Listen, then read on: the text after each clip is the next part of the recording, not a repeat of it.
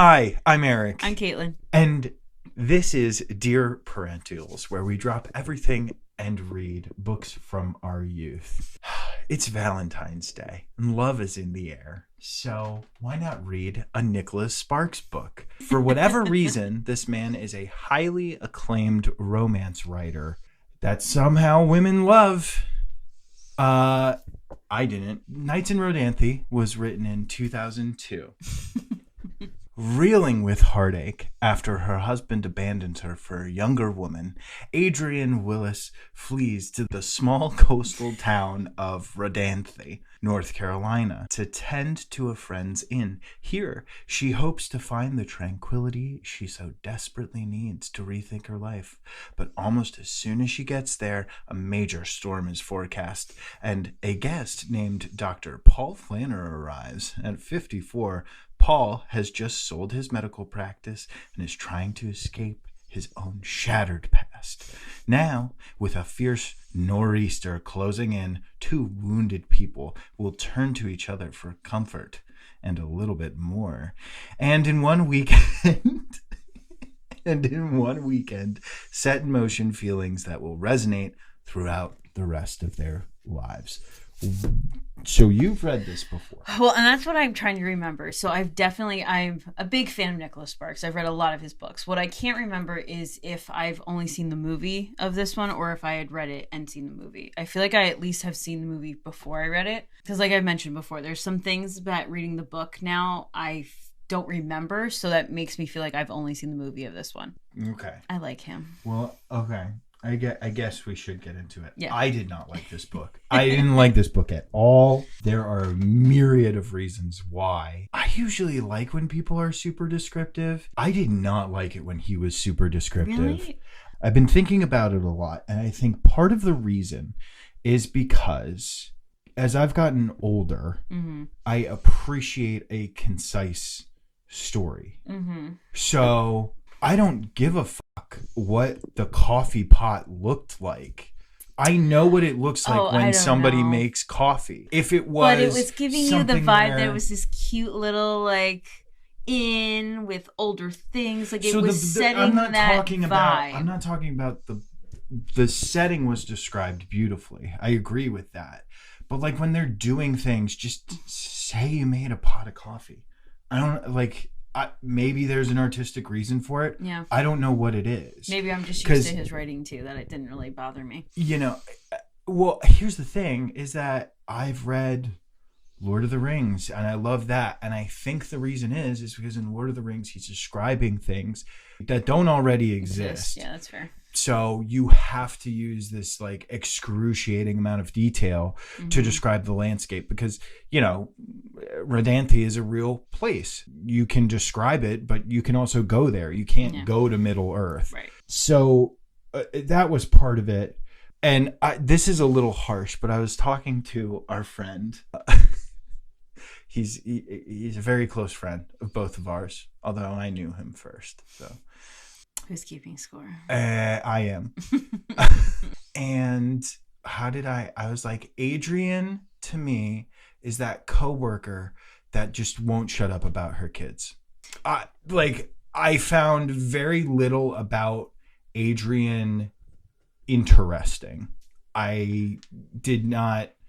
I relate Paul was to a her little bit though. more interesting. Like she is just You're your regular mom. divorced. I know, but besides I'm not that, leaving you for no. But besides, ever. yeah. But think about it. If I go and like you're talking with someone who you don't know, like I would have nothing else to talk about besides our kids. So then it'd be even more if I didn't also have you to talk about. Yeah, I mean it's different for me, I guess, because again, like I've worked in customer service for so long that I try to meet people where they're at. So I'm more interested in what they're about. Yeah. I don't talk about myself too much unless it's relating. He was asking her questions though. It wasn't like she was just just her internal monologue.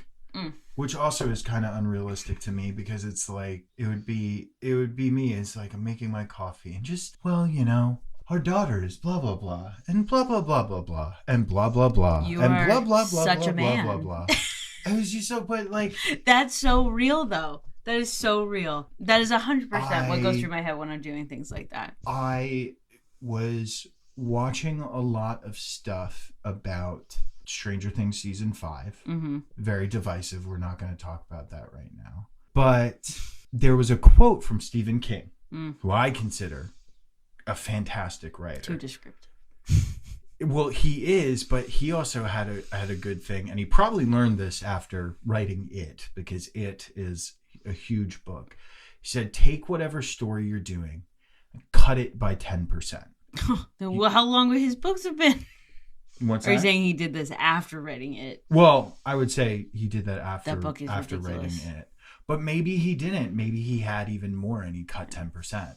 This book 10% could be cut out of this book. 100%. I don't think it needed as much as it did. I skipped entire paragraphs. I already got the vibe. I know what you're trying to say. You don't need to say anymore. That was my thing about it. It's like, get to the point. Which is funny because, speaking of get to the point, I guessed the twist. You call it a twist. It can't be that much of a twist. It can't I'll be. get into it. Yeah, It can't be that much of a twist. But I guessed it in the first chapter. So let's get into our questions. This leads into the first one. So read the first question. In the opening scene, Adrian decides to tell her daughter about a story from her past. If you have not read this book, we are talking about the whole thing. So if spoilers, you think, don't, if we're ruining the whole thing. If you don't want to read the book, watch the movie. And I kept telling Caitlin, I keep hearing, every time I hear Nights in Rodanthe, I hear the hormone monster from Big Mouth saying it. It wasn't Nights in Rodanthe. It's just funny to me. But anyway, so again, we're going to go over the entire story. If you haven't read it. And you want to read it. Read it. If you don't care. And then come back. Sit on down. It's going to be a great time. I think you'll have dodged a bullet. In the opening scene, Adrian decides to tell her daughter about a story from her past about Paul Flanner, a relationship that obviously ended. Did you realize that he had died, or did you think that the relationship had ended differently? How would the novel have been different had the author decided not to let the reader know the ending in advance? Could the story have been told in another way, as simply a remembrance, for instance, and still had the same impact? So, I'm going to go first. So this is why I think I've only seen the movie. Now, we have not watched the movie yet, so I don't know if this is true or not, but I believe the movie is more of that perspective of, I don't think she's telling Amanda the story. I think it is just that weekend, and then it cuts ahead to her finding out he's dead. Because I remember being like, oh my God, he's dead. I was so upset. It was this twist that like he was supposed to show up, and then his son showed up instead. And I remember being like, it was tears, like upsetting. Then reading this, I'm like, how does Amanda not know he's dead? So then when you first started reading it and you're like, he's dead, I'm like, God damn it. Like, well, of course you figured it out already. You have this yellowed, basically we should set the scene a little bit. Yeah. So, and the questions will cover this as well.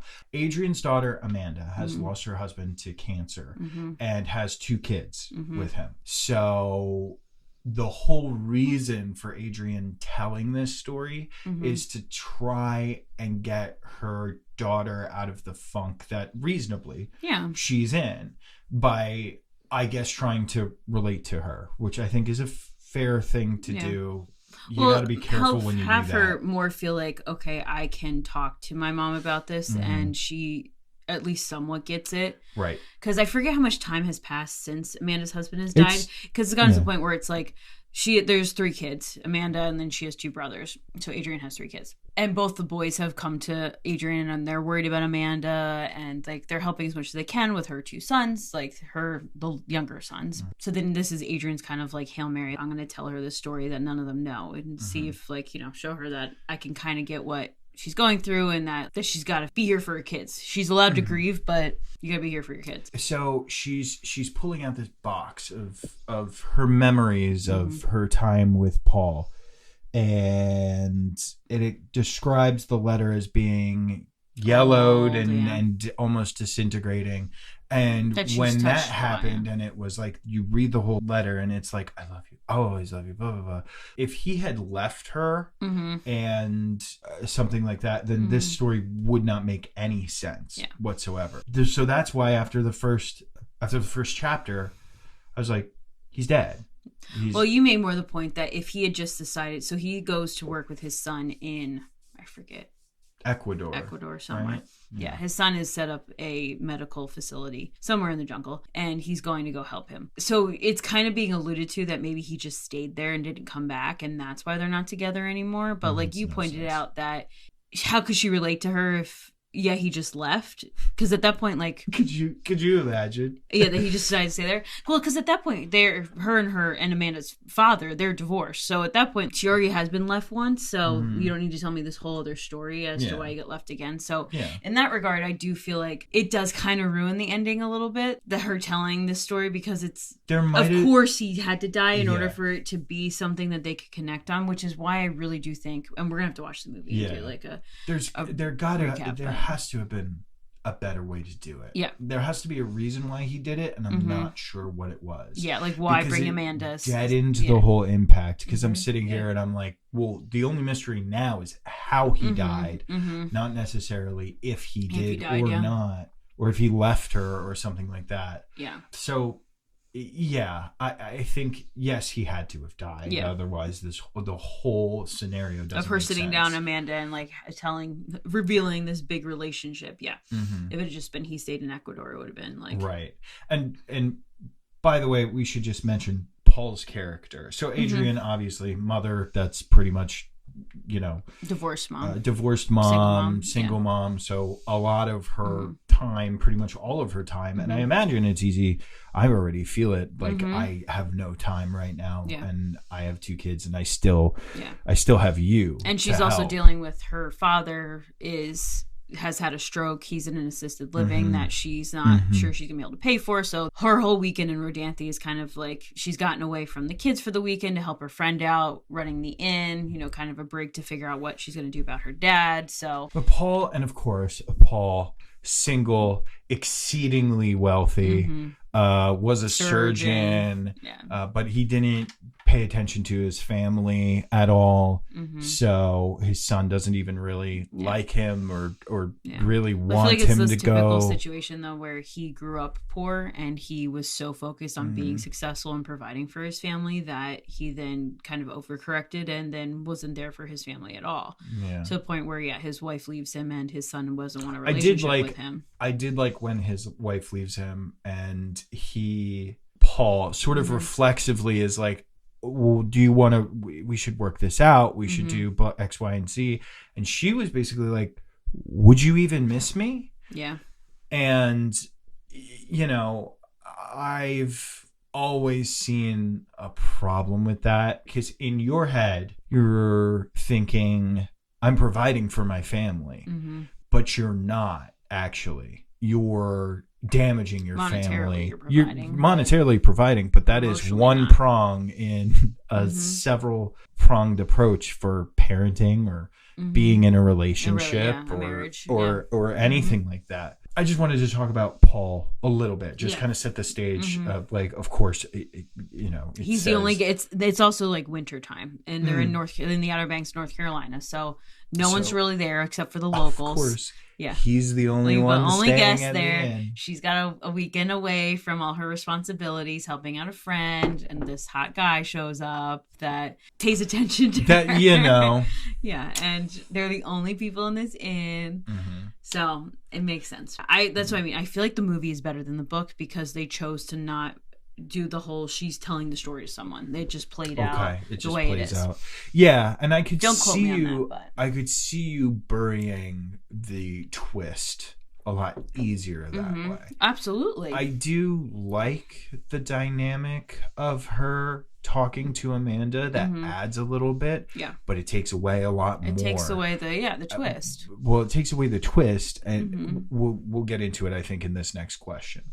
Amanda lost her husband to cancer. Adrian lost Paul to an accident.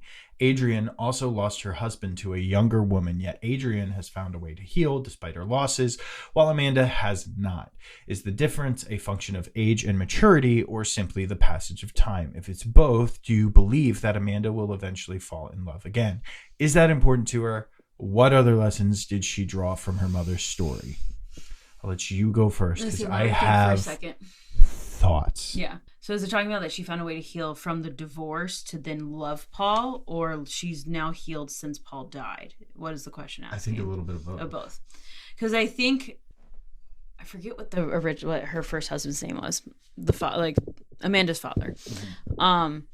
Ends up falling for a younger girl at work and leaves her, and then ends up finding out later that, they ended up getting divorced too. And, he actually tries to get back with Adrian at the end. Do you remember the part? It's I do, but I have some thoughts on that. Yeah. So anyway, I think it is part of maturity. And I think too that because Adrian had to deal with the divorce first, she handled Paul's death a little bit better because she already knows how to be alone.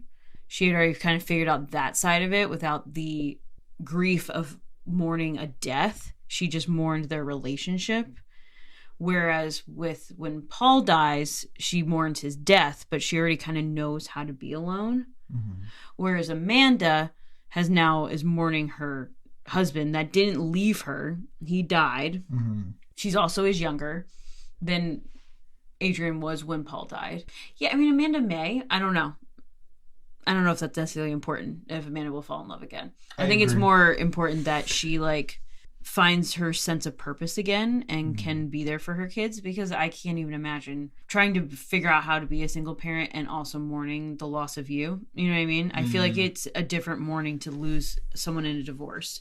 Because yes, Adrian, it was more you're mourning the relationship, because he was the only person she'd ever been with, basically. And you kind of also then are he left her for a younger woman. So then you're also grappling with how my worth, that the person who is supposed to love me, who I thought I was going to spend the rest of my life with, left me for someone else who's presumably better. Whereas if you're losing a spouse from death, they weren't supposed to leave. Mm-hmm. So yes, you're still mourning that relationship being lost, but for a completely different reason. So you're kind of mourning two things: a person and a relationship versus just a relationship. Right. Did I change your thoughts? No, not even Okay. Not even close. Go ahead. If I were Amanda, I'd be fucking furious with my mother for equating these two things. This is my husband, the father of my two children, who died of cancer, and you are equating him to a dude you banged over a weekend. And then was in a long distance relationship with for a year. Again, all right. So they were in a long distance relationship. Adrian didn't have anything else going on. Yeah. Okay. And I'm sorry, there probably wasn't a lot of tail for Paul in Ecuador. So of course they're sending letters. Of course they're doing all this stuff and waiting and everything. But we don't know what would have happened if Paul would have come back. Or stayed. Also, it is not normal to say I am head over heels in love with you after a weekend of wine-fueled banging. Okay? Anybody in that situation is going to fall in. If they're both single, think about it. They have this hole into themselves. If there was another guest in there, it was a honeymoon situation. Yes. If there was another guest at that hotel, none of this would have happened. I agree. Not a single thing. So for Adrian to be like, I'll tell my daughter about it. Here's my thing. It's the same thing. Here's my rebuttal. I don't think she's saying it's the same thing. I think what she's saying is that I have lost someone who I was in love with. And I think it would have also been different if she said this to her right after her husband died. Oh, for sure. But this is to the point where it's okay, it has been an extended period of time. I am now concerned for my grandchildren that you are now in a rut. You are not kind of moving through the stages of grief as you should be. Mm-hmm. And I am now concerned that your relationship with your children is now going to be affected. So I'm going to try to show you this. Yeah, it sucks. It sucks to lose someone. But sometimes when you're a parent, you kind of have to just move on a little bit and not downplaying the fact that she should be sad. She should be grieving. But you got to figure out how to do that while also being there for your kids and be strong for your kids. Mm-hmm. So I think that's more what she was coming out as is I love you and I totally understand why you were grieving and why you were sad. But I'm seeing these negative effects on your kids, and I've been there and had to kind of suck it up for you guys, and I want you to know that I am here to help you do that, but you have to step up now. Love stories like this normalize falling in love quickly. Yeah. And could it happen? Sure. Yeah. I'm just saying this is an unfair scenario to gauge something like that. Because, like I said, if you also exact same scenario, it would happen to anyone. I know. Anyone. They are both emotionally damaged. They are drinking wine. They have locked in a house together. Locked in a hotel all together, a fireplace. Like they're Raging both reasonably attractive people. Of course this was going to happen. Yeah. Is it love? I don't think so. I really don't think so. And you've said the whole, well, they were sending letters for like a year. Okay. Again, sending letters is not living with someone. Right. Sending letters is not getting into the real stuff. Well, and I think that's why she was excited for him to come back after that year. Is that like, let's see if we can actually be in a relationship. And then it was taken from her, essentially. That, okay, I found someone who I think I can spend the rest of my life with. But that's sort of my problem with her whole thing, where it's like, I'll never love again. It's like, you're being dramatic, lady. You gotta think about her age too, though. So I think this would also be a different situation if Paul and Adrian were in their 20s or even 30s. Like, they're in their 40s, 50s. Like, they're middle of their life. So when she's telling Amanda this story, you gotta consider the fact that she's probably like late 50s, 60s. So at this point, she has had two people who she in her head was like, I'm gonna spend the rest of my life with these men. One left her, the other one died. It's kind of to the point where it's like, why? I've got my kids, my grandkids. I'm okay. I know I had someone who deeply loved me, and I'm okay with that. I'm okay with being alone now. I guess if it were a situation where Adrian is like close to her family, which maybe it seems like she is. Does, what do you mean she's not close to They her? all live. No. They all live in the same, like, geographically close. Okay. Yeah. Because think about it. Her one son has Amanda's boys. I just think it is unfair for Adrian to do that to herself, that if somebody else came along, that she would just immediately reject that experience. Yeah. Regardless of situation. No, I agree. She talks about people coming to meet her at work. And I always like say, love is what you find when you stop looking. And she's obviously not looking for it, but to say that she would reject anyone else. Does she actually say that though? I feel like she does. She says she at the vibe I got, I could be wrong. I don't have any quotes, but the vibe I got at the end was that, like, she's just not interested in dating anyone. Yeah. Her mentality is, which I get what you're saying. She's lost two people that she loves. Probably doesn't want to go through that again, but you are also limiting yourself in your experience, and all of us, we're not getting any younger. You know, I don't know. I think she's more saying she's content with the way her life is now. She does not need someone. But if somebody did come along, yeah, I think she would be doing herself a disservice by just rejecting any other experiences outright. Yeah. You know what I mean? I get where she's coming from. Yeah. And it's probably a little bit that she also needs to get through. And maybe she will be better now that she's talked to Amanda about it. Because she also, besides her dad, who had a stroke and could not talk to her, he's the only person that knew about Paul. So, you know, there's probably a little bit where she also did not correctly, in a healthy way, grieve Paul. So maybe that's also what she's saying to Amanda of, like, I did not do this great either. Like, I lost someone. I told no one because I was trying to, like, she almost did it the other way, where she was so focused on the kids that she did not grieve the loss of Paul. So I think she's kind of being like, look, I didn't do it right either. Let me help you make sure that you don't screw it up with your kids. That's a good segue into our next question. I did that on purpose. Oh, wow.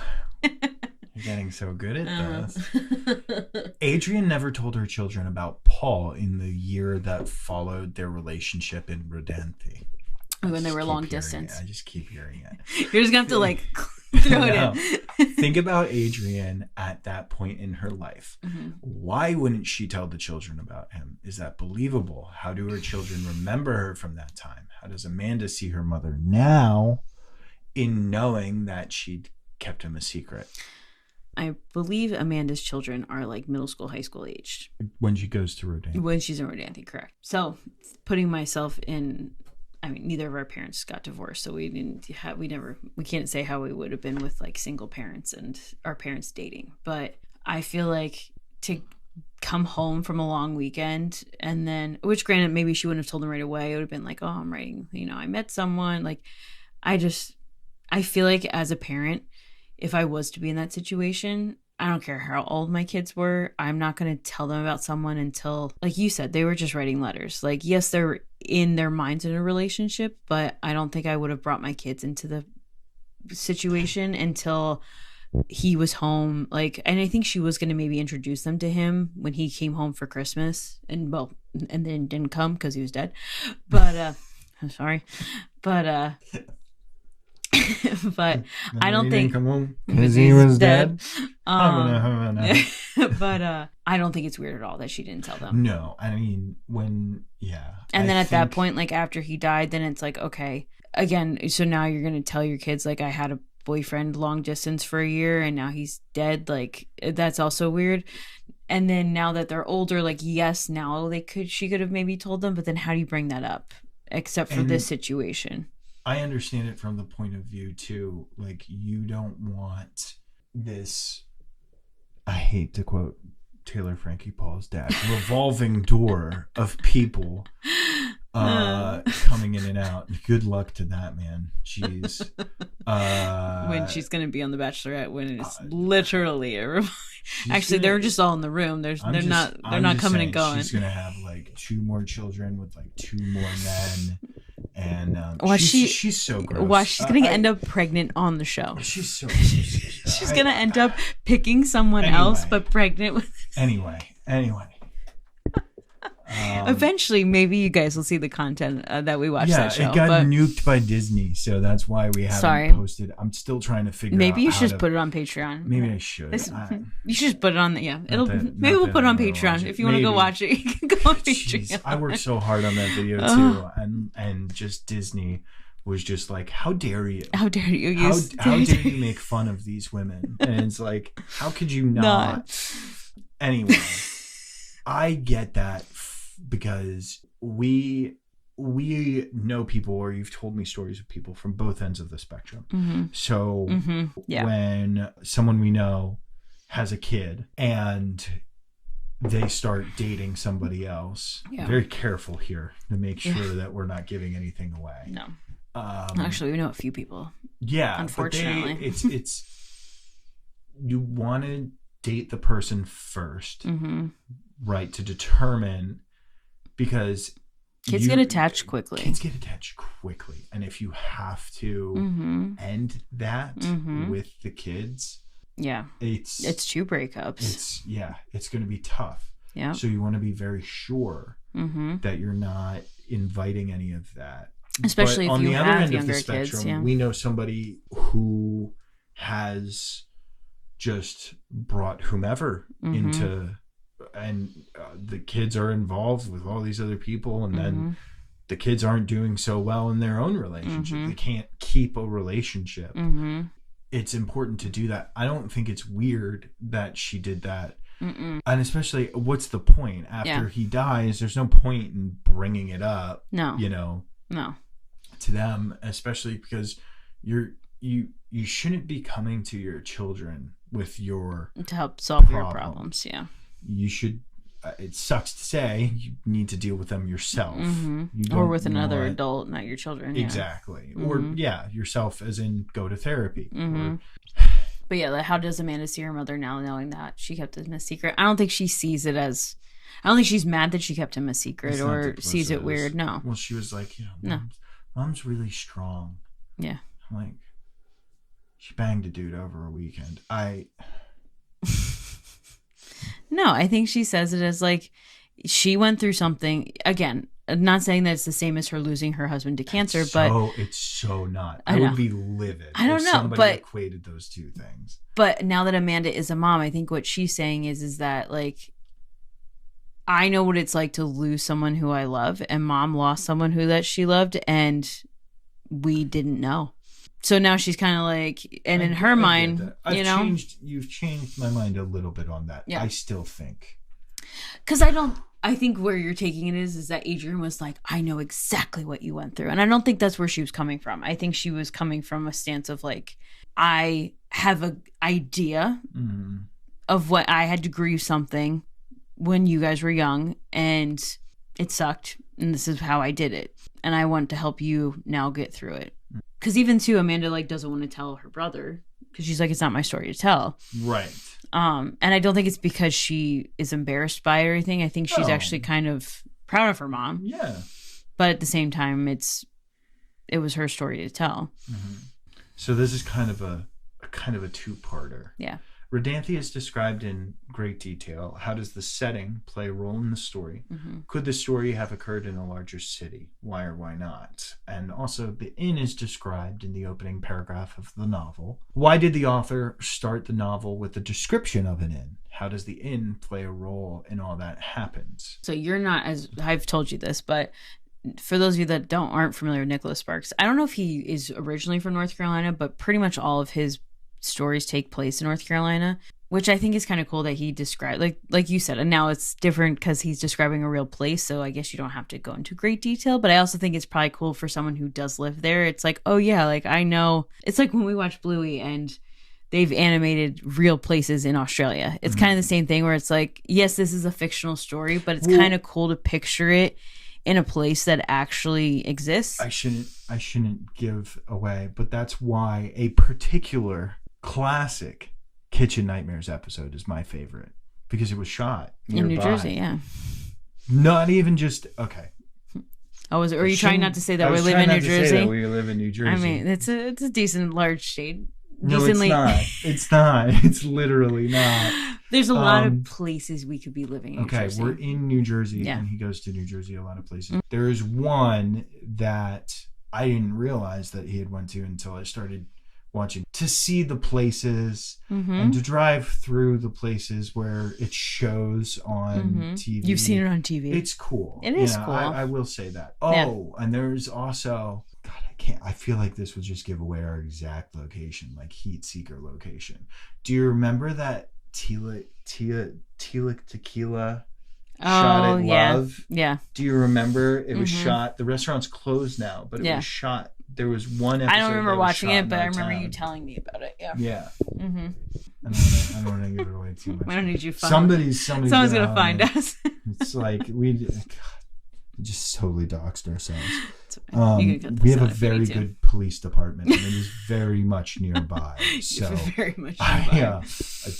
Don't try anything. Anyway, I do not think this could have occurred in a large city. It had to take place on this, because again, they would not have gotten together if the situations were at all different. Yeah. It would not have happened. They would not have fallen in love. Well, it's like this cute little inn on the island in Rodanthe, in the Outer Banks. And if you've ever been to the Outer Banks, like it is fairly remote. There's one bridge onto the island. Like it's quaint and little. And the fact that it's off season it really is just local. So it's not like they were even there when it's hustling, bustling of beachgoers. And even if there were, there's a storm coming. So it kind of does lend itself as well to the fact that it was just them. It's going to a beach town in the off season, which is like my favorite thing to do. Which I think is a reason why I also like this. Like the thought of being trapped in a house like that with the storm raging outside. Like I think that is a fantasy. Like I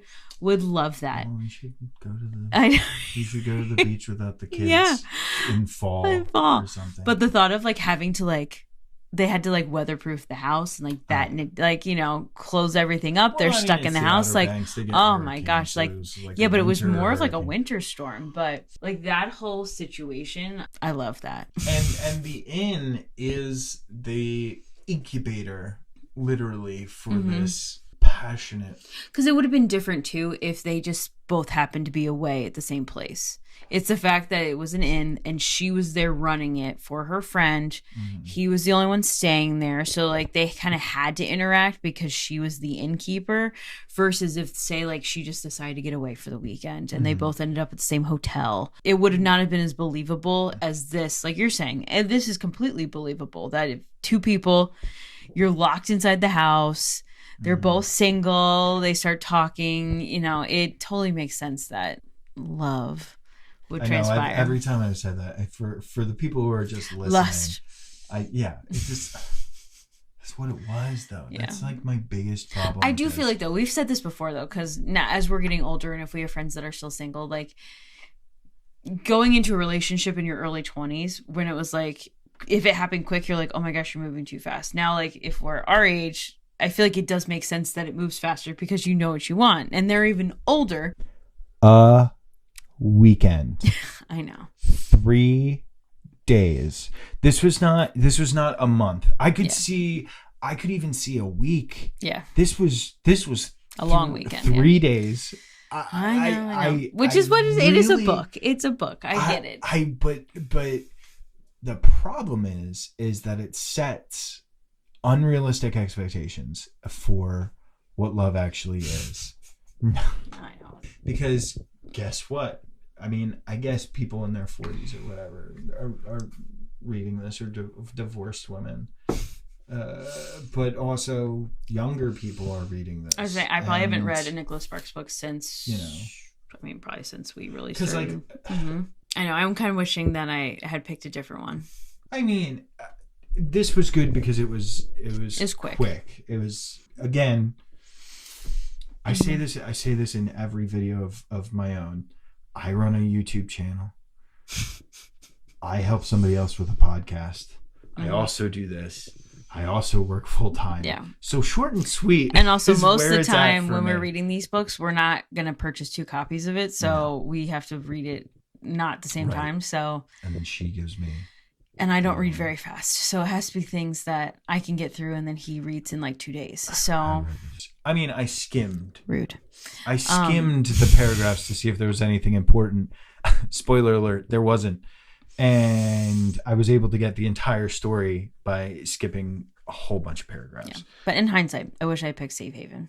So if any of you are Nicholas Sparks fans, comment below. I have seen The Notebook. I've actually never read The Notebook. I've read most of his books. I've never read The Notebook. I own it. In high school, I saw it. A girl I dated in high school. It's not my favorite really Nicholas Sparks, actually. I know it's a classic. It's the one everyone knows. What I also find is so impressive about him, too, and it's like starting to happen with that, what is her name? Colleen Hoover. I feel like she's like the new one that they're making all of her books. If I know. I don't. Well, it's the one that was the whole Blake Lively skit. You probably wouldn't know this either. Never mind. Anyway, I feel like Colleen Hoover is like the new Nicholas Sparks, where like she's written all these kind of romance novels. Hers are a little bit more edgy than his, but now they're making them all into movies. So same thing with him. Like I can think off the top of my head at least 5 of his books that are movies. But like think of it, like The Notebook. This is a movie. Safe Haven's a movie. I can't think of one. A Walk to Remember. That's one of his books. I said I could name 5. The Last Song with Miley Cyrus. I thought you were going to say The Last of Us. No. There's so many. The Lucky One with Zac Efron. Like there's a lot of his books have been made into movies. So I mean, you gotta give him kudos to that. And sometimes, hold on. And I feel like too, sometimes the movies have actually even like they've expanded and made like A Walk to Remember is another one where I saw the movie first and then realized it was his book and read it, and the movie was so much better because it was again like this one where it's super short and the movie expanded a little bit more and added more. So that's why I feel like with this one, I feel like the movie kind of corrected it and was able to make the fact that he ends up dying at the end a twist versus you kind of know the whole time. But then like that begs the question, like, is Nicholas Sparks even a good writer? I mean, I don't think anyone has to. He's not in the same conversation as Stephen King. Like we're not talking. No one's claiming for him to be some. There's gotta be a romance novel that will hold even my interest. It has to exist. I think I could find one of his that could. But this did not. I mean, I was just... I also like this movie. I think the house in this movie is so cool. Can you put a picture of it right here? Right there? Right here. Right there. The house in the right movie, there. which is so unfortunate that it is no longer there. It is washed away into the ocean. It's just, yeah. I think that's the thing with this one. Why I picked it immediately is that the imagery and the actual thought of being in that house for a weekend, like actually locked in that house for a weekend with the storm going on outside. If you're locked in that sign house me up for the weekend with a member of the opposite sex, that particular house. There's going to be some banging. It's just going to happen. I don't know. Not 100%. If you were both single. Still not 100%. And attractive. And not weird. And drinking wine. Because that is the situation. What is that in How I Met Your Mother? Like a... What? Dahmer. What's the thing that they do? It's like Dahmer or... Dahmer Doppler. Yeah. So like this is one of those situations where it's either super romantic that you just got locked into this house with a storm raging outside with someone who you're actually interested in, or now you're locked inside with this creepy guy who's hitting on you. Obviously, the guy has to be like minorly charming or interested in even carrying on a conversation. But that's if this was a real life situation, it could go creepy or romantic very quickly. You're looking about this from a guy's perspective. I think this could get scary quickly. I think you're right. Thank you. It's pretty, but like, okay. Yes. We're getting off topic. Thinking that most guys are not creepy. Well, even I know, like, I get what you're saying. Mm-hmm. But Paul's a charming guy. He is. Adrian is lonely. And that's why it's a romance novel and not real life. They keep drinking wine. You know, it's like if you guys we should have gotten a bottle of Sauvignon Blanc is what they were drinking, right? Yeah. Yeah. We didn't have Sauvignon Blanc. Sorry. Oh, God. I hate it, too. He's like, it has notes of blah, blah, blah. It says it on the label. What fucking wine says the notes on the label that isn't $5? He's like, oh. No one said it was fancy wine. I had this to... It's literally what her friend had in the closet. When's the last time you saw the notes on any cheap bottle of... I only buy cheap bottles of wine. I feel when have you seen the notes? It more will say, like, what sweetness level it is. Are those notes? Go get the bottle out of the recycling bin. Go get... Well, I mean, it's important. It's the principle. Again, this is another one of those situations. You have to put... You're not going to admit that I'm right. I will totally admit that you're right. I'm just curious. This is more of a curiosity experiment than anything. Eric, when you're editing this, you have to put one of those, like, where it beeps and it puts, like, the screen with the colored lines. And then it jumps when we come back. I'm talking to future you. We are literally allowing people to triangulate us at this point. We're not. Don't show them the label. You're gonna want to read what's on the label of this one, though. Peach, please. Read that. Oh my God, peachiness at the height of peachiness. You definitely want a peach of this. Does it say notes? It harmonizes the sweetness of fresh peaches and the zesty flavor of varietal white wine. This all-natural blend is best paired with smoky cheese and barbecue meats. It doesn't say light and crisp wine, vibrant color.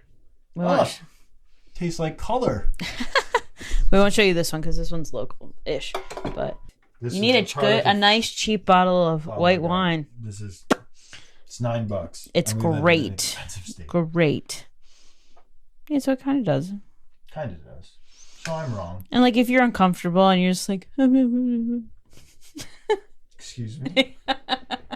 Just reading labels because you're uncomfortable and careful. If I was locked away with another woman, I'd be sitting upstairs in my room playing Switch. I know. And then I would be like, this guy's so creepy. He won't leave his room. Because in this scenario, I'm still married to you. Oh my gosh. No. Well, that defeats the purpose of the experiment. Well, no, I know. I probably would be hiding in my room because I myself. would be uncomfortable.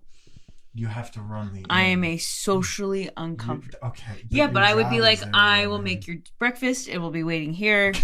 Don't talk to me. She asked him what he wants for dinner. I'm not asking you. I'm making chicken tonight. We're having burgers tomorrow. I'm not eating with you. That is your fault that you arrived here by yourself. I may hop on to Google after that. 2 stars. Super weird. Substitute innkeeper was basically a ghost. That's fine. You're not supposed to socialize with the innkeeper. That's literally, oh my God. You've watched Hotel Hell. You know you're wrong. What do you mean? The innkeeper, like, have you ever been to a bed and breakfast? Well, yeah, I'm going to be like sociable in the sense of I'm being hospitable, but I'm not trying to go on a date with you. You're also not trauma bonded with the other person. Like, you haven't been through a devastating divorce.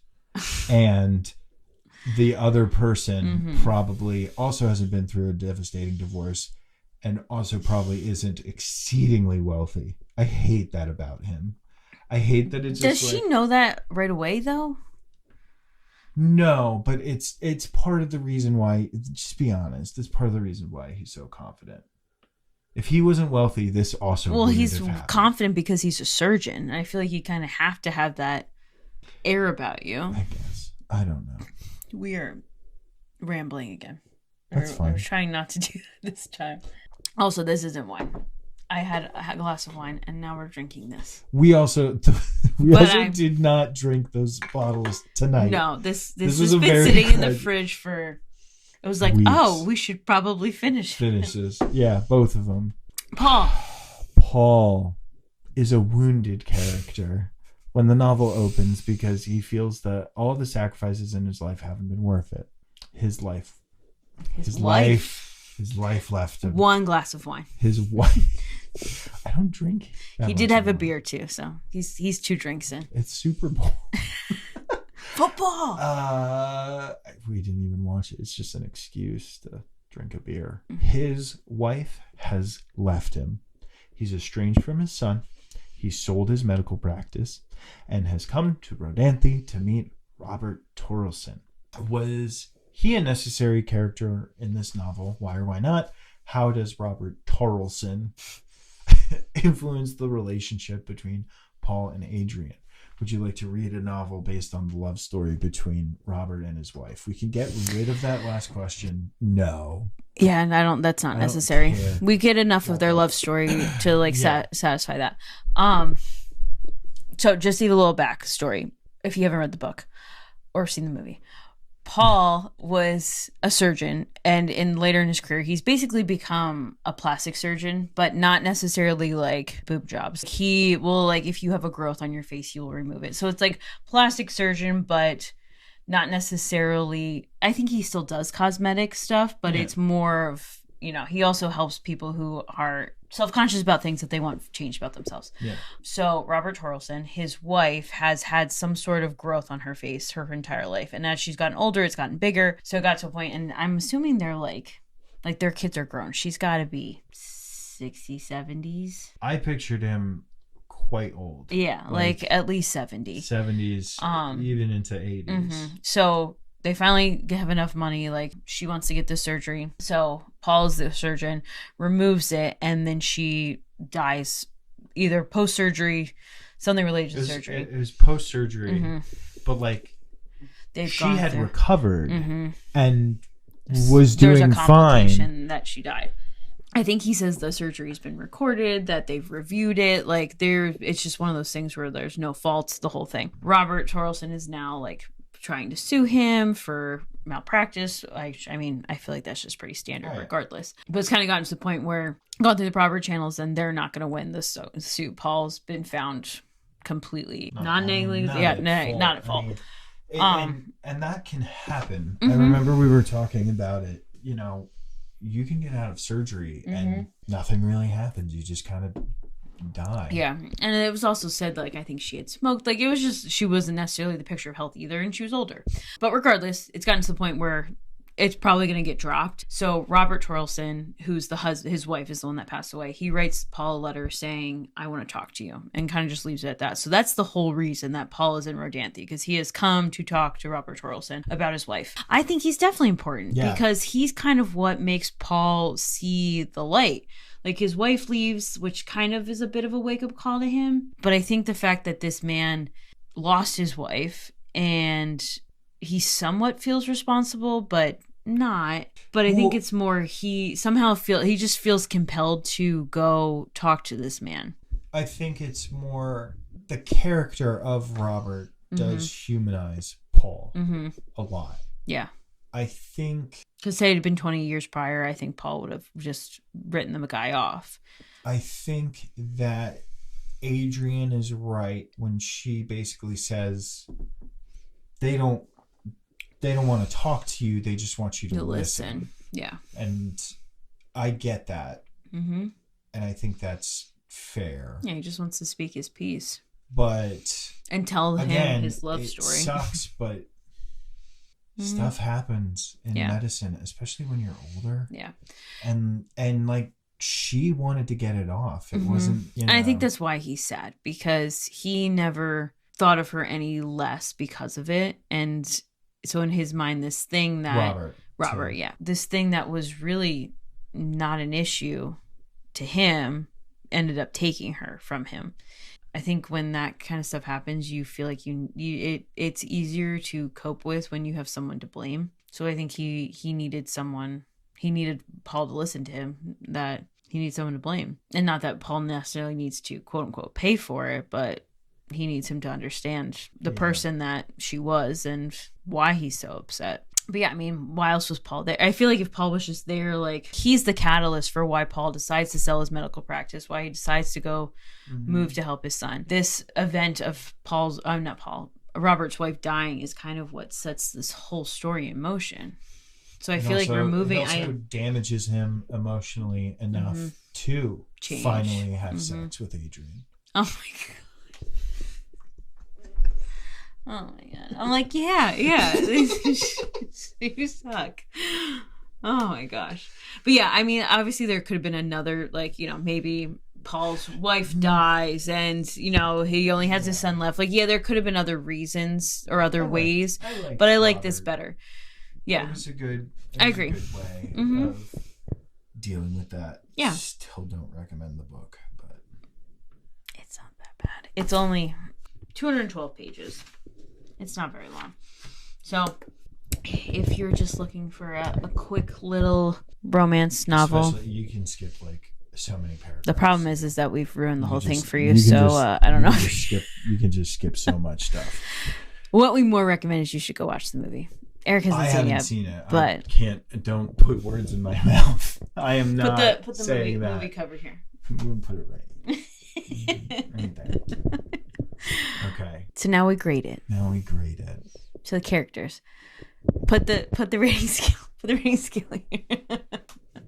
As you've seen before if you've watched our videos. Do we do this every? Yeah. I don't think I actually put it up. I will put it up this time. We're 4 in here, and you've not shown them our rubric. Well, we said we would do it in the last one, and I ran out of time. I'm so sorry that you have not seen our rubric. Jesus Christ. So we rate these books on characters, writing style, plot, and intrigue / enjoyment. Basically, overall, did we like it or not? So characters. I don't know. I mean, I lean 4. You're probably leaning 3. I'm leaning 3. So because they were memorable. Yeah. They were okay. I remember them, but I didn't find them entirely believable. Just because the entire scenario is pretty unbelievable. But that's what romance novels are. They're unbelievable. This is my first one. They're fantasy. I've literally only read one. You know, like they're meant to be like a fairy tale. Like, yes, this is a fantasy situation. All right, then where are the dragons or like sword fighting? God, like not make that it fun. kind. Make not it fun. That then. kind of fantasy. No, it's not for me. It's just not for me. Then I'll let you go through though. Characters were okay. It's Nothing. my score. You can't tell No, we me usually agree on it, and we come up with one at the end. No, we can. It's like we haven't done this a few times. We've split it before. I don't think so. I think usually what's happened before is I have done it ahead of time as a good student, and then you score on the fly, and then we see if we're in agreement. So yeah, I say 3 though. The characters were okay, nothing particularly wrong with them, but also did not leave a lasting impression. They're your typical romance novel characters. We're not talking about. Yeah, I guess I'll go 3 because it's not like we just got done doing. You fought vehemently for the honor of these characters, and you're gonna go 3. The thing is, though, is compared to say Wallflower or The Giver, like those were very unique characters. These are, you could put different people in this situation. The situation would still pan out. You know what I mean? That's fair. So writing style. This is where we're gonna diverge again, I think. I'm a 3. The writing style was good, but not exceptional. It did not add to the story or leave a lasting impression. Yeah, I'd have to go 4 because I like the way he writes. I can picture it exactly, which I think is why it lends itself so well to movies, because he paints this very clear picture, and then it comes to life. We can say 3.5 if we need to. Great at the end. Okay, plot. This is definitely, you're gonna like murder this book. I'm still thinking 4. Solid 4. 4 is the plot was enjoyable and kept your attention. It made you want to continue reading. You don't agree with that. But 3 drops down to the plot was okay with moments of intrigue and moments of boredom. I was never bored reading this book, but you were. I am almost dropping down to a 2. Read 2. The plot was meh. It either didn't keep your attention, wasn't original, or had too many plot holes. It didn't have plot holes. Everything was pretty good. In that everything made sense. There wasn't anything left. You didn't have any questions at the end. Yeah. He wrapped it up. But we keep talking about how it's like both unrealistic and too realistic this situation is. We didn't actually ever talk about how Paul died. I just didn't think it was important how Paul died. It just I know, but I still feel like he died, but then how she found out. So anyway, she's been writing letters back and forth for a year. Whatever. Stop. So his son is stuck like in a satellite location. I don't know. Shut up. A smaller medical clinic to their big one, and there's a monsoon storm happening, so Paul goes to save him. They're driving back and there's a mudslide and the car rolls and Paul dies, and basically saving his son. He is supposed to go see Adrian for Christmas that year, but then instead of him showing up, his son shows up, and he doesn't show up. He wrote a letter, so she gets a letter. So Paul doesn't show up for Christmas. Said she gets this letter from his son Mark explaining what happened. That would have been awful. I cannot even imagine. She had like booked a hotel. The kids were going to be with their dad, so they were going to be able to spend some time together. She was going to introduce him to her kids. Like they hadn't seen each other for a year. That would suck. Yeah, it would suck more in the story if I didn't guess that it was going to happen in the first That's what I mean. chapter. This week, we're going to have to watch this. I'm going to find it. We're going to watch it. Well, I mean, it's still ruined now because now I know. He's dead. But at least you'll see why I liked this one more than the book. Yeah. But anyway, I'm still going 4 for plot. I'm going 2. Okay. Sorry. Last, intrigue, enjoyment. I can tell you, I'm going to go 3. I know I was really hard on the plot, but the book was good / okay with good parts. I've said there are redeeming aspects to the story. There are some things that I found interesting about it, or additions of characters that were important.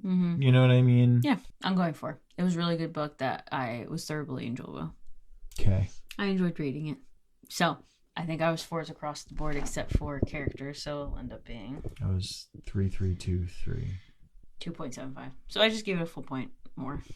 Makes sense. Okay. So if we average those two scores, 3.25. So a solid 3. I think that's... 3 solid? It's a B-. Okay. I don't like that. I would have rated it lower. I would have rated it like a D level. Really? I did not like it. Well, I a did 3 not though like would this technically, book. if we think about it, it would be more like so 3 would be more of a C. And I've talked about this, and I talked about this a lot of times with you. Mm-hmm. I don't like grounded stories. It's like, if it could happen in real life, I just don't care. Yeah. Or if the stakes are so exceedingly low, like, I don't know. Someone still died. Ooh. Yeah. We talk about 3-body problem. Yeah. That is something where the stakes are unreasonably high. The things that are Space happening. in general is unreasonably high. What's that? We're watching Foundation right now on Apple TV. Again, unreasonably high. That one's there. In the first episode, 100 million people died. Mm-hmm. Or 100 The or Expanse. Or Paul. I don't know. Yeah. The Expanse was good. Think of other Obviously. what Eric would recommend. I'm recommending Nicholas Sparks. Eric's recommending Space. But not even space. Like And what is the Expanse is on Amazon. So if you're looking to check out some things, I enjoyed them as well. So if you are a couple listening and you're trying to find things to watch together that aren't Nicholas Sparks movies this Valentine's Day, there's romance. there is. That's why. I mean, I really. That's my thing. You're When not it's getting me to ju- watch I guess most of when this it's stuff. Just the romance. I just don't care. That's like you wouldn't get me to watch those if there wasn't some sort of romance Well, stakes. there's strong female characters. There's a lot of good in all of them. I still like the romance side of it. There's got to be some sort of like sexual tension relationship blooming happening to keep my attention. What? It's weird. It's a girl thing. I don't Can know. it just, Maybe it's a like, me be thing, but story? I don't know. I don't know. Not everything's about sex. I didn't say that. I think you did, in not so many words. All right. But yeah, so we'll be back to normal. I don't know what we're reading next. Well, I've read a few things. Eric has to catch up, but That won't be a problem. I've read. Maybe you guys can comment. Yeah. I've that's a read. good idea. I've read The Golden Compass, The Outsiders, You read which The was Golden Compass? not The Or Golden Compass. Wrinkle in The Wrinkle in Time? Time. Why am I I was thinking like, Golden A Compass? No, is actually kind of long. I did not read that one. Yeah, A Wrinkle in Time, The Outsiders. I think that's it so far. Those are the two I'm ahead of you on because we had to take a break for this one. So, or there's another one. The other ones we have on the list would be To Kill a Mockingbird. Golden Compass is on the list. Animorphs. Maybe you've ever read that series. Animorphs is on the list.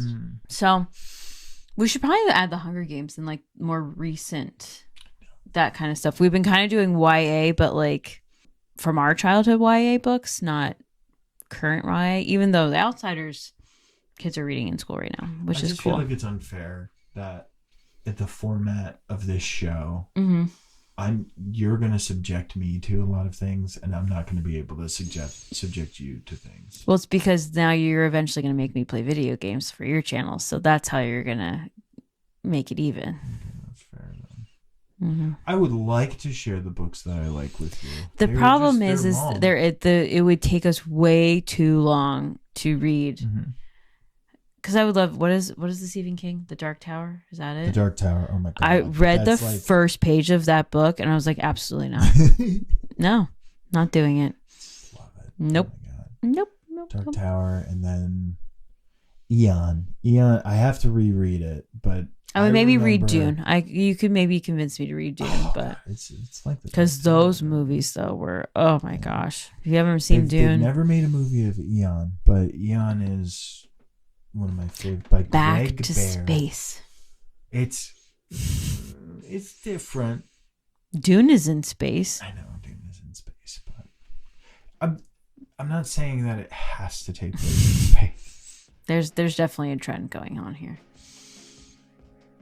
because the stakes are very high in space. The stakes can be high on planet Earth. I don't know, like when there's a risk of a nuclear bomb or something, or AI taking over. You know what I mean? That all takes place on Earth, and the stakes are high. Independence Day. That's it. That's space again.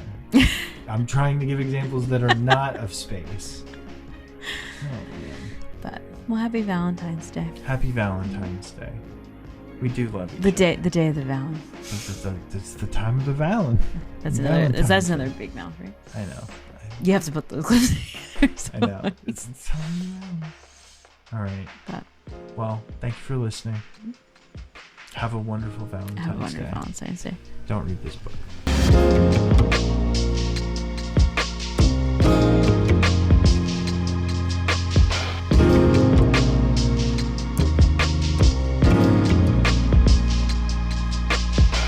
Are you guys watching the Super Bowl?